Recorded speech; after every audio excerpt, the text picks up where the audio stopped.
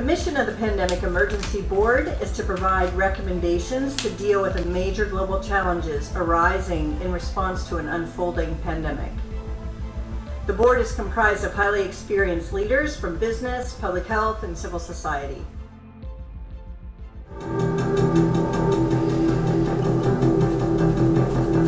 It began in healthy-looking pigs, months, perhaps years ago.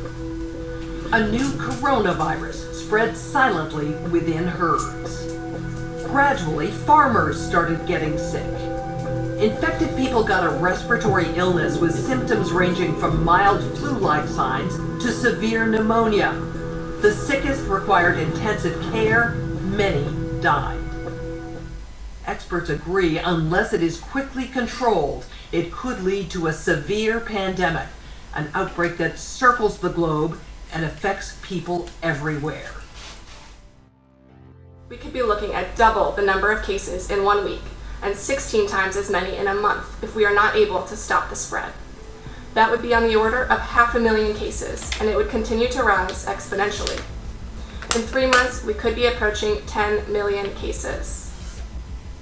We're at the start of what's looking like it will be a severe pandemic. And there are problems emerging that can only be solved by global business and governments working together. So the policy crisis in question for this board in this meeting is this: how should governments, business, and international organizations allocate and distribute pandemic antivirals and medical supplies to the people who need them most?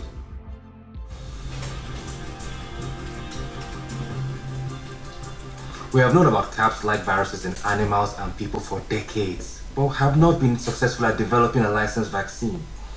I'm sure there are new technologies that may help, but it's going to be difficult. I am not optimistic about having a vaccine in time to be relevant during this pandemic.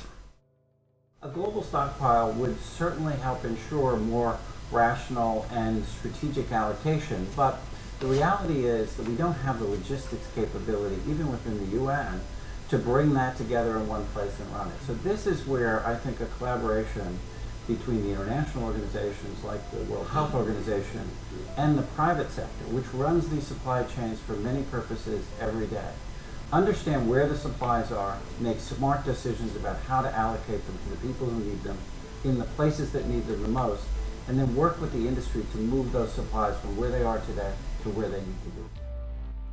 So to be completely clear, most of this production would already be committed in contracts. Yes. It is almost unheard of that people are producing product without having a forward commitment for the consumption of that product. So the first thing that needs to be done, because this is not something that the countries currently control, unless countries are going to bring about emergency situations and co-opt an existing supply chain. How should national leaders, businesses, and international organizations balance the risk of worsening disease that would be caused by the continued movement of people around the world against the risks of profound economic consequence of travel and trade bans?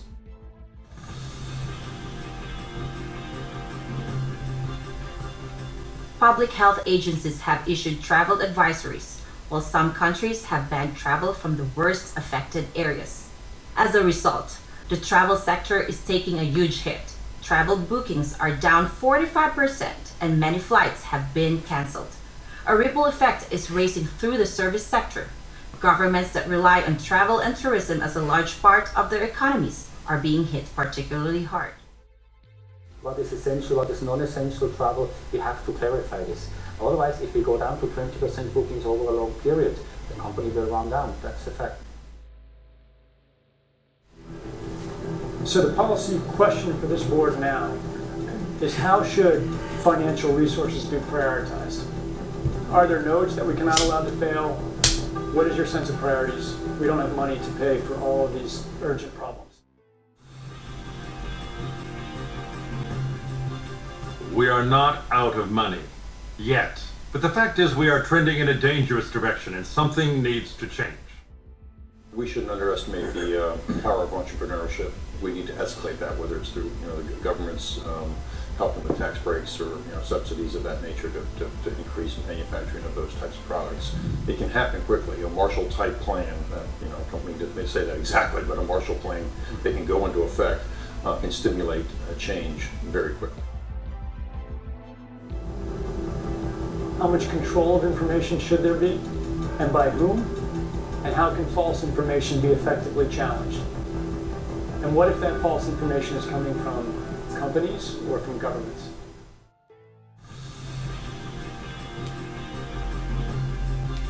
Countries are reacting in different ways as to how best to manage the overwhelming amounts of dis and misinformation circulating over the internet.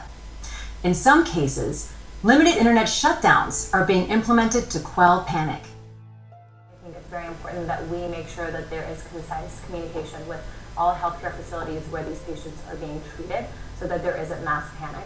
We're at a moment where the social media platforms have to step forward and recognize the moment to assert that they're a technology platform and not a broadcaster is over.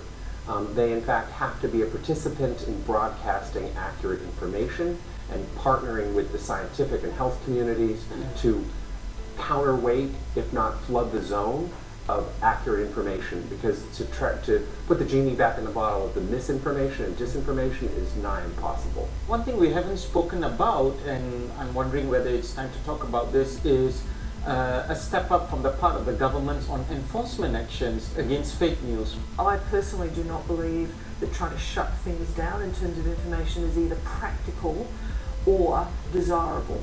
And we do have, I think, a couple of strategies that are available to us, one of which is the flood strategy, second of which is relying and informing and equipping trusted sources of information with the facts so they can then pass that on.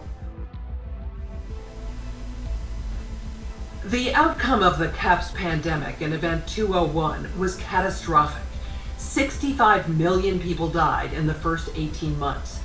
The outbreak was small at first and initially seemed controllable, but then it started spreading in densely crowded and impoverished neighborhoods of megacities. From that point on, the spread of the disease was explosive.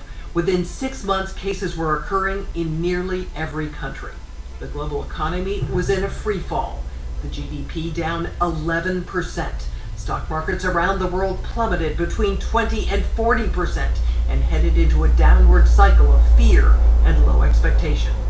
Businesses were not borrowing, banks were not lending, everyone was just hoping to hunker down and weather the storm. Economists say the economic turmoil caused by such a pandemic will last for years, perhaps a decade. The societal impacts, the loss of faith in government, the distrust of news, and the breakdown of social cohesion could last even longer. We have to ask, did this need to be so bad?